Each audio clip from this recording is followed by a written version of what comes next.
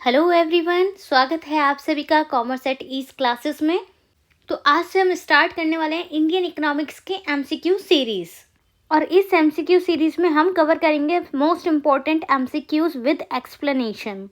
तो इससे आपका ये बेनिफिट होगा कि साथ साथ आपकी रिवीजन भी हो जाएगी इंडियन इकोनॉमिक्स के टॉपिक से रिलेटेड भी। सो बिना देर करे स्टार्ट करते हैं। Question number 1, an arrangement in which a worker uses his own resources to make a living is known as dash employment. तो जब कोई वर्कर अपने खुद के रिसोर्सेज यूज़ करता है तो वो कौन सा एम्प्लॉयमेंट होता है? A self, B regular salaried, C casual, D wage. तो बहुत ही इजी क्वेश्चन है हमारा फर्स्ट क्वेश्चन को ध्यान से पढ़िए, आपको आंसर अब तक मिल गया होगा। तो क्वेश्चन का आंसर देने का यही पैटर्न रहेगा कि आप वीडियो को पॉज कीजिए, देन अपना आंसर दीजिए, फिर मैं आपको आंसर देके विद एक्सप्लेनेशन उसे एक्सप्लेन करूंगी। तो इससे क्या होगा, आपकी रिवीजन भी हो जाएगी, कॉन्सेप्ट भी क्लियर हो जाएगा और आंसर भी आपको पता चल जाएगा। तो इसी तरीके से हम प्रैक्टिस करेंगे, ठीक है। और अगर किसी भी टॉपिक से रिलेटेड, चाहे वो मैक्रो इकोनॉमिक्स का हो, इंडियन इकोनॉमिक्स का हो, आपको कोई भी क्वेरी हो तो आप कमेंट कर सकते हैं और मुझसे पूछ सकते हैं। और जितना भी आपका इंडियन इकोनॉमी का स्कोर बनता है, मैक्रो इकोनॉमिक्स का स्कोर बनता है, उससे भी क्लास वाइज आप कमेंट करिए ताकि आपको खुद को ही पता चले आपकी लेवल ऑफ प्रिपरेशन कैसी चल रही है। सो फर्स्ट क्वेश्चन का हमारा answer A is correct, self employment. क्योंकि यहाँ पर बात कर रहे हैं worker uses his on resources. जब अपने खुद के रिसोर्सेज यूज कर रहा है कोई पर्सन, तो वो कौन सी एम्प्लॉयमेंट हुई? वो सेल्फ एम्प्लॉयमेंट हुआ, ठीक है। चलते आंसर की तरफ। देखिए option A is correct, self employment.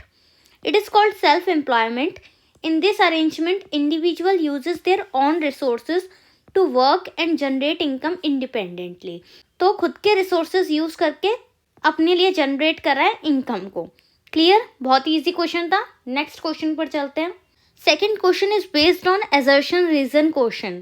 और MCQ सीरीज में ये पैटर्न आपका चलता आ रहा है। ये सारे क्वेश्चन वही मैं लेकर आई हूँ जो आपके एग्जाम पॉइंट ऑफ व्यू से इम्पॉर्टेंट क्वेश्चन हैं और ये आपसे पहले भी पूछे जा चुके हैं। तो वही पर्टिकुलर सेलेक्टिव क्वेश्चंस में लेकर आई हूँ जो एग्जाम में पूछे जाने वाले हैं आपसे।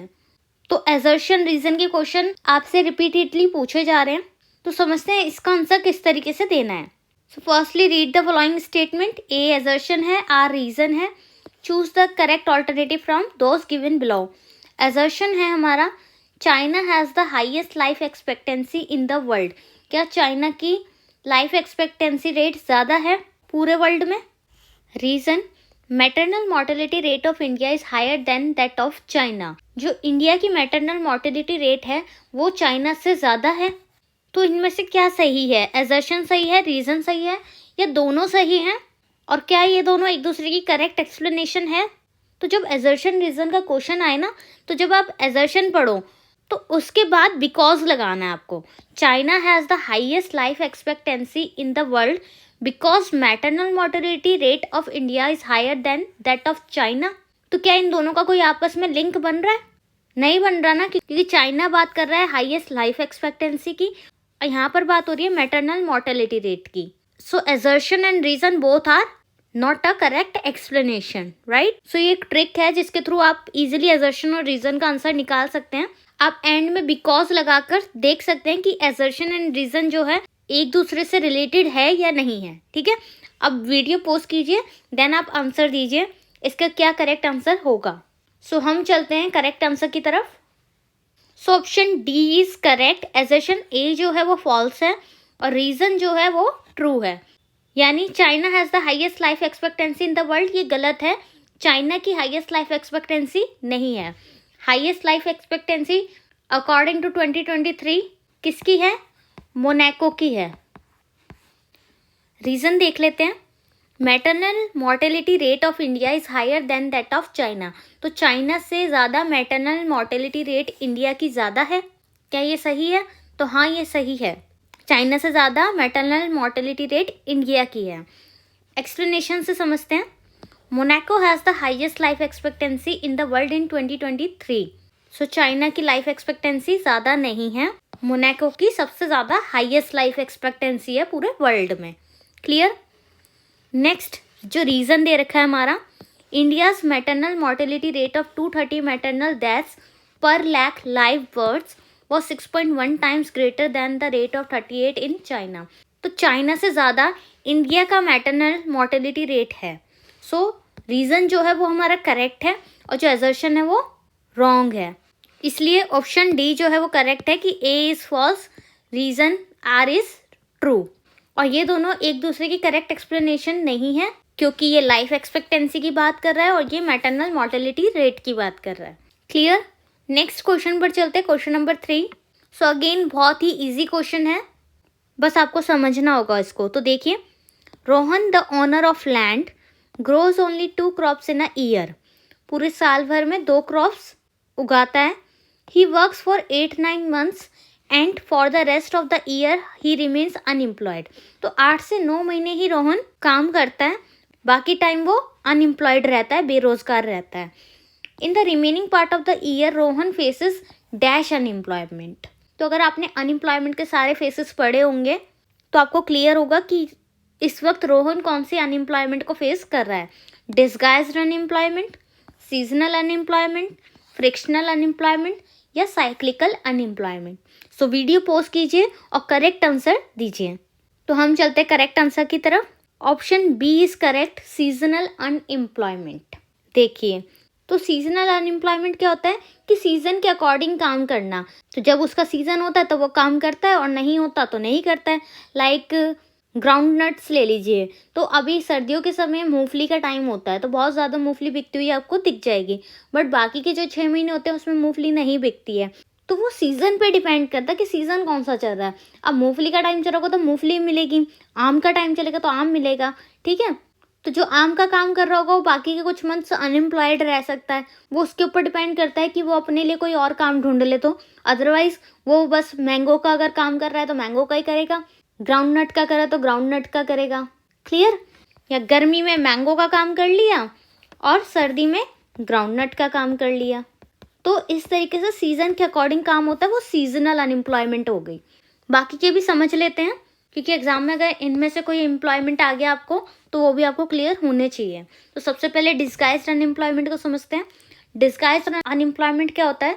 आपके पास एक लैंड है, उस लैंड पर 2 लोग काम कर सकते हैं, ठीक है, बट उस पर्टिकुलर लैंड पे बाकी के 3 लोग और एक्स्ट्रा काम कर रहे हैं, तो टोटल 5 लोग काम कर रहे हैं। तो जहाँ 2 लोगों की ज़रूरत है वहाँ बाकी के 3 जो एक्स्ट्रा लोग हैं उसे बोलेंगे डिस्गाइज्ड अनएम्प्लॉयमेंट। जो काम 2 लोग कर सकते हैं वही 5 लोग टोटल मिलकर काम कर रहे हैं, तो वो डिस्गाइज्ड अनएम्प्लॉयमेंट हुई, ठीक है। जितने की ज़रूरत नहीं है उससे ज़्यादा लोग एक ही काम में इंगेज्ड हैं, वो डिस्गाइज्ड अनएम्प्लॉयमेंट हुआ। Next is frictional unemployment. Frictional unemployment ये होती है कि अगर एक पर्सन काम कर रहा है किसी अच्छी कंपनी में और वो रिज़ाइन दे देता है क्योंकि उसे कोई और बेटर अपॉर्चुनिटी दिख रही है, तो वो फ्रिक्शनल अनएम्प्लॉयमेंट हुई कि एक पर्सन आगे बढ़ने के लिए, एक अच्छी अपॉर्चुनिटी के लिए पुरानी जॉब को रिज़ाइन दे रहा है। तो ये क्या हुआ? ये हुआ हमारा फ्रिक्शनल अनएम्प्लॉयमेंट, एक जॉब से दूसरी जॉब की तरफ शिफ्ट होना। ओके। एंड साइक्लिकल अनएम्प्लॉयमेंट क्या होता है? जब किसी प्रोडक्ट में कोई डिक्लाइन आ गया, जब डिमांड कम हो गई, उस सिचुएशन में वर्कर्स को कम कर देते हैं। यानी कि प्रोडक्ट में डिक्लाइन होने की वजह से फैक्ट्री डिसाइड करेगी कि वर्कर्स कम कर देते हैं। तो प्रोडक्ट में डिक्लाइन की वजह से जब वर्कर्स का डिक्लाइन हो गया है तो उस वक्त वर्कर कौन सी अनएम्प्लॉयमेंट फेस करेंगे? साइक्लिकल अनएम्प्लॉयमेंट, क्योंकि इकोनॉमी का जो साइकिल है ना उसमें टर्न आया है, क्योंकि डिमांड जो है वो कम हो गई है, तो डिमांड के कम होने की वजह से प्रोडक्शन भी कम हो गया, ठीक है। तो इस साइक्लिकल चेंज की वजह से वर्कर्स की डिमांड भी कम हो गई। तो वर्कर्स की जब डिमांड कम हो गई तो वो एक साइक्लिकल अनएम्प्लॉयमेंट हुआ उन वर्कर्स के लिए। क्लियर? तो यहाँ पर हमने चारों अनएम्प्लॉयमेंट के टाइप समझ लिए हैं और आई होप आपको अच्छे से समझ आए होंगे। नेक्स्ट क्वेश्चन पर चलते हैं। Question number 4, in China reforms were introduce in faced manner. तो चाइना में जो रिफॉर्म्स हुए थे वो फेस्ड मैनर में इंट्रोड्यूस हुए थे। In the second and later faces reforms were introduce in sector. तो सेकेंड और लेटर फेस जो आया था उसमें कौन से सेक्टर को लेकर रिफॉर्म्स आए थे? तो जिन्होंने ये चैप्टर पढ़ा होगा उनको अच्छे से नॉलेज होगी कि इस टाइम पे कौन कौन से रिफॉर्म्स आए थे और कौन से फेस में क्या हुआ था, कौन से सेक्टर को लेकर बात हुई थी। सो हम चलते हैं आंसर की तरफ। वीडियो पॉज कीजिए, देन आप आंसर दीजिए अपना। So option B is correct, industrial sector. तो सेकंड और लेटर फेज में इंडस्ट्रियल सेक्टर से रिलेटेड रिफॉर्म्स आए थे। क्लियर? एक्सप्लेनेशन से समझते हैं। In the later phase reforms were initiated in the industrial sector.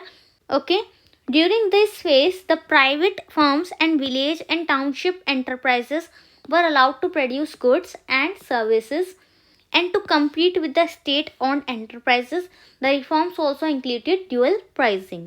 तो इस फेज में इंडस्ट्री सेक्टर से रिलेटेड रिफॉर्म्स आए थे, जिसमें कहा गया था सभी जो प्राइवेट फर्म्स हैं, विलेज हैं, एंटरप्राइजेस हैं, कि आप भी प्रोड्यूस कर सकते हैं गुड्स एंड सर्विसेज को, and to compete with the state owned enterprises.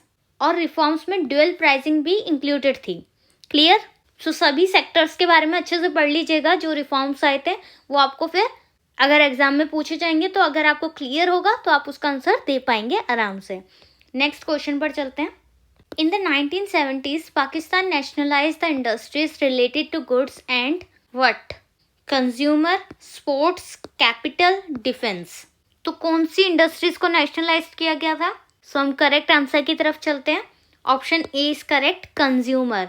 Goods and consumer से रिलेटेड इंडस्ट्रीज को नेशनलाइज किया गया था पाकिस्तान की तरफ से। सो एक्सप्लेनेशन देखिए। In the 1970s Pakistan nationalized industries related to goods and consumers. This involve the government taking control of these sectors to pursue social economic goals and address economic disparities. तो इसमें government का जो control था वो involved था industrial sectors पे, जिस पे ध्यान दिया गया सोशल इकोनॉमिक गोल्स पर और इकोनॉमिक डिस्पैरिटीज के ऊपर। क्लियर है?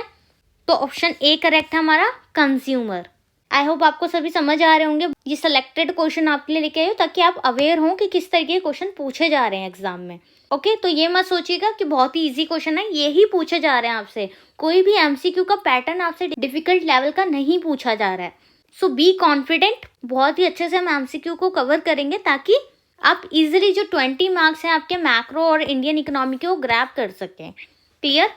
नेक्स्ट क्वेश्चन पर चलते हैं। Again easy question. The government of India enacted the right to education as a fundamental right for all children in the age group of years. तो right to education किस age group को मिला हुआ है according to fundamental right?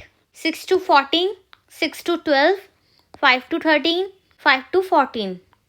सो मेरे brilliant students को पता होगा राइट टू एजुकेशन का क्या एज ग्रुप है। सो हम चलते हैं करेक्ट आंसर की तरफ बिना देर करे। So option A is correct, 6 to 14। तो 6 से 14 साल के जो बच्चे हैं वो राइट टू एजुकेशन के फंडामेंटल राइट में आते हैं कि उनको अधिकार है कि वो पढ़ सकें। तो एक्सप्लेनेशन देखिए। The government of India enacted the right to education as a fundamental right for all children in the age group of 6 to 14 years.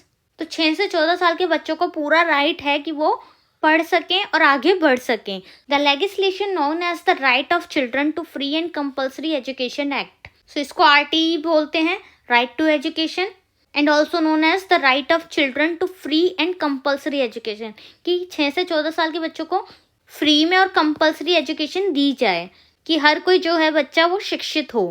Okay, was enacted इन 2009 में हुआ था to ensure free and compulsory education for children in this age range.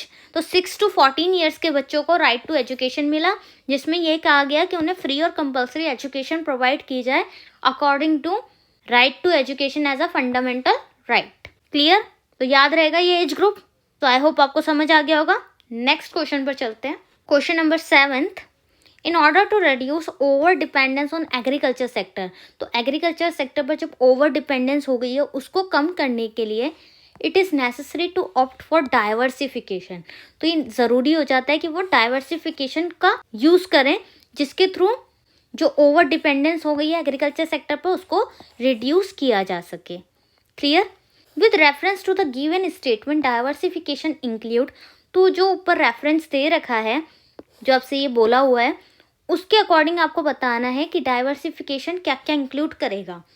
Change in cropping pattern, shift on workforce to agriculture allied activities, shift of workforce to non agriculture sector. तो बताइए which one is correct?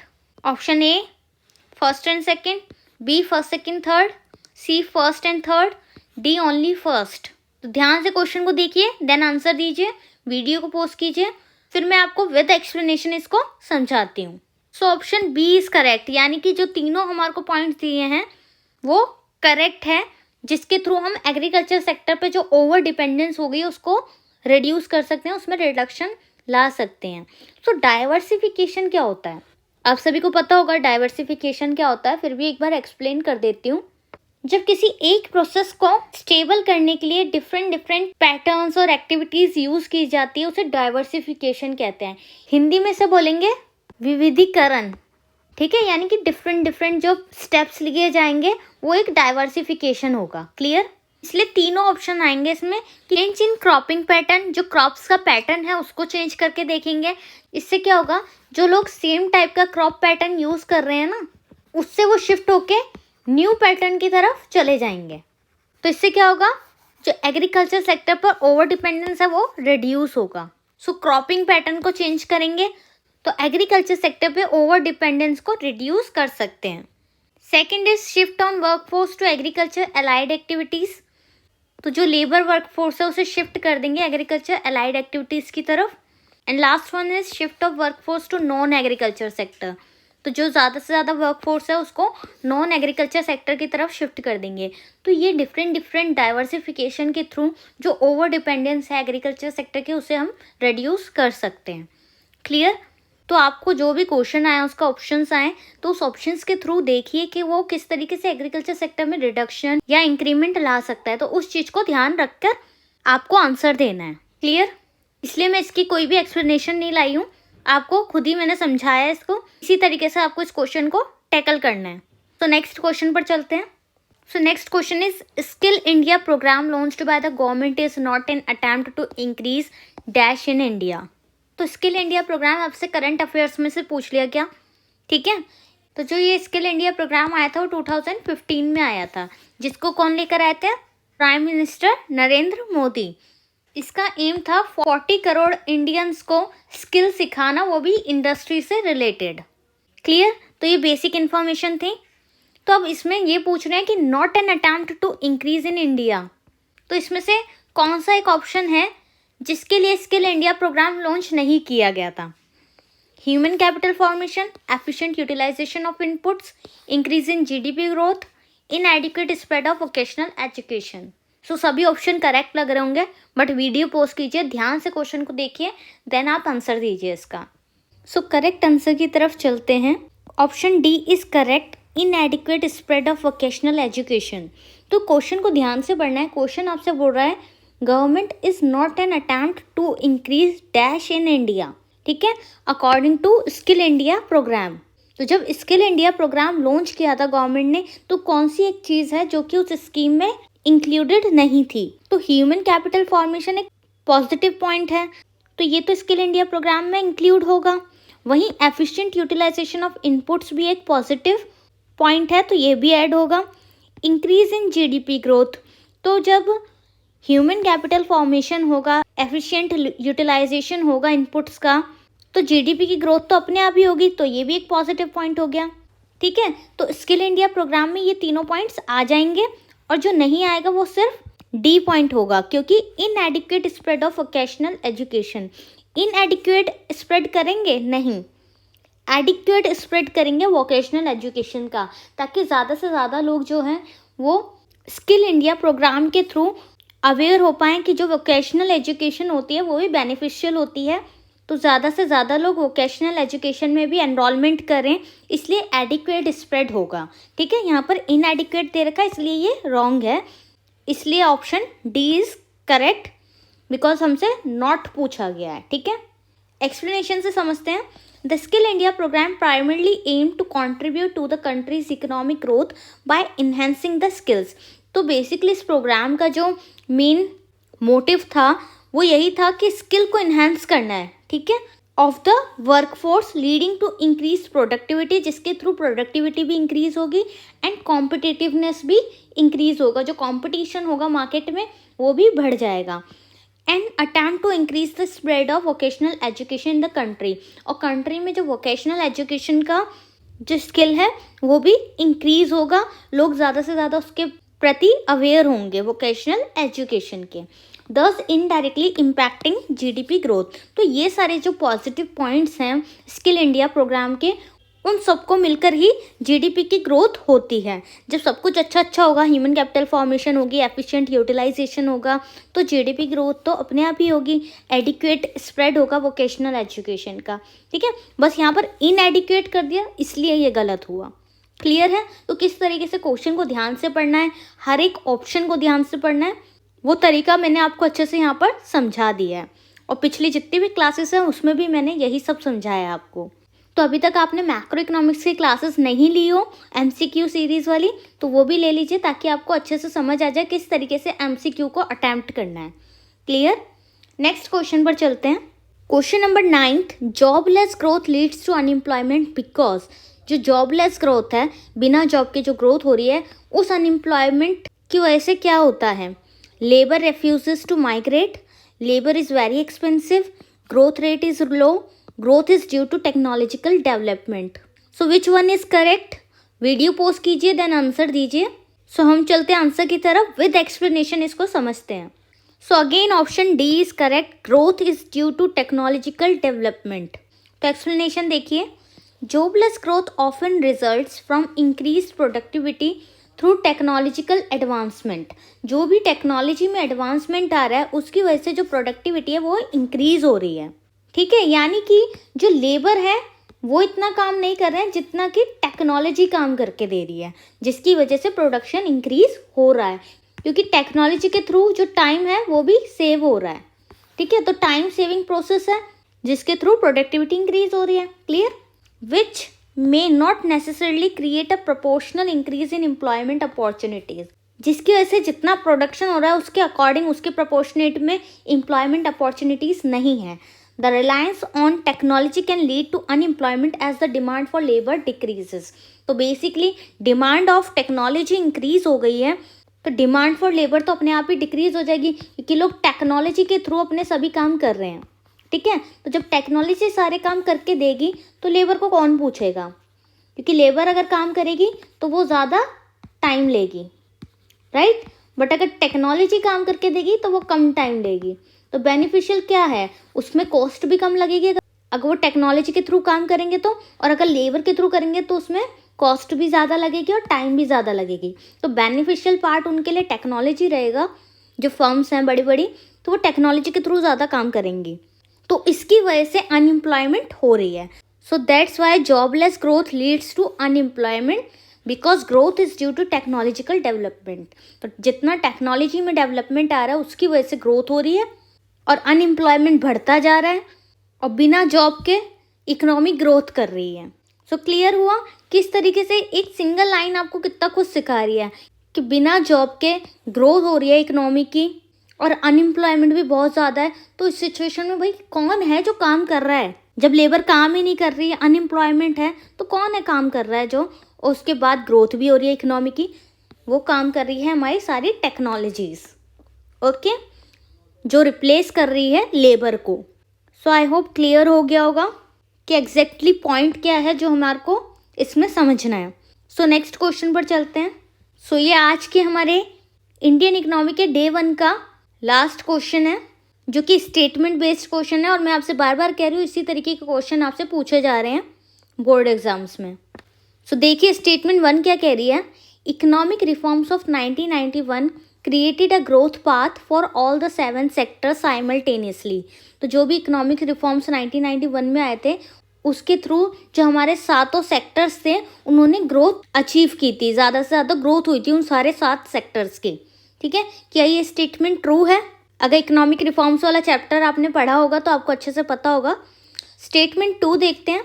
Economic reforms of 1991 ensured accelerated growth rate in agriculture sector. So 1991 के जो economic reforms आए थे उसमें agriculture sector में growth बहुत ज़्यादा देखी गई थी। In light of the given statement choose the correct alternative from following. तो स्टेटमेंट 1 करेक्ट है, स्टेटमेंट 2 करेक्ट है, या दोनों करेक्ट हैं, या दोनों ही गलत हैं? तो जल्दी से ऑप्शन देखिए देन आंसर कीजिए। सो बिना देर करें हम चलते हैं आंसर की तरफ। Option B is correct, statement 1 is false, statement 2 is true. जो स्टेटमेंट 1 है हमारी उसमें 7 सेक्टर्स की बात की गई है। ठीक है, तो स्टेटमेंट जो 1 है वो फॉल्स है, क्योंकि कोई पर्टिकुलर 7 सेक्टर्स नहीं थे जिन्होंने ग्रोथ अचीव की थी। बट एग्रीकल्चर सेक्टर में 1991 के रिफॉर्म्स के बाद बहुत ज़्यादा ग्रोथ देखा गया था, ठीक है, क्योंकि 1991 की पॉलिसी के थ्रू एलपीजी जो हमारी आई थी, लिबरलाइजेशन, प्राइवेटाइजेशन, ग्लोबलाइजेशन, उसके थ्रू एग्रीकल्चर सेक्टर पे बहुत ज़्यादा ध्यान दिया गया था। ज़मींदारी सिस्टम्स वगैरह हटा दिए गए थे, ठीक है। तो अगर आपने मेरा लिबरलाइजेशन, प्राइवेटाइजेशन और ग्लोबलाइजेशन वाला इकोनॉमिक रिफॉर्म्स का लेक्चर लिया होगा तो आपको अच्छे से क्लियर होगा ये। अगर नहीं लिया है तो आप चैनल पर जाके प्लेलिस्ट में न्यू इकोनॉमिक पॉलिसी का लेक्चर देख सकते हैं। Okay, so option B correct. Explanation से समझते हैं। While the economic reform of 1991 did contribute to overall economic growth, तो 1991 के रिफॉर्म्स के बाद ओवरऑल इकोनॉमी में ग्रोथ आई थी, they did not necessarily create a simultaneous growth path for all 7 sectors। तो पर्टिकुलर किसी 7 सेक्टर्स को लेकर ही ग्रोथ नहीं की थी इकोनॉमी ने, ओवरऑल इकोनॉमी की ग्रोथ हुई थी। Okay, however these reforms did play a role in ensuring an accelerated growth rate in the agriculture sector। so basically 1991 के जो इकोनॉमिक रिफॉर्म्स आए थे उसमें सबसे ज़्यादा जो ग्रोथ हुई थी वो एग्रीकल्चर सेक्टर की हुई थी, ठीक है। तो पर्टिकुलर कोई 7 सेक्टर नहीं थे, पर जो सबसे ज़्यादा ग्रोथ देखी गई थी वो कहाँ पर देखी गई थी? एग्रीकल्चर सेक्टर में। क्लियर? सो अगेन मैं आपसे कहूँगी इकोनॉमिक रिफॉर्म्स 1991 की क्लास ज़रूर देख लीजिएगा, ताकि आपको ये जो कॉन्सेप्ट है न्यू इकोनॉमिक पॉलिसी का वो अच्छे से समझ आ जाए, क्योंकि ये एग्जाम के लिए बहुत ही इंपॉर्टेंट टॉपिक है, तो अच्छे से करके जाइएगा। सो इसी के साथ आज की हमारी एमसीक्यू सीरीज होती है कंप्लीट। अब आगे हम और एमसीक्यू सीरीज लेकर आएंगे इंडियन इकोनॉमिक्स से रिलेटेड, तो उसे भी देखना ना भूलें। और अगर चैनल पर नए हैं तो प्लीज़ चैनल को सब्सक्राइब कर लीजिए और बेल आइकन प्रेस कर लीजिए, ताकि जितनी भी क्लासेस हैं और आने वाले टाइम पे हम रिवीजन क्लासेस लगाएंगे वो सभी क्लासेस के आपको नोटिफिकेशन मिलते रहें। सो इसी तरह पढ़ेंगे और करेंगे अपने टारगेट को achieve. Bye bye, take care and all the best for your exam. Thank you.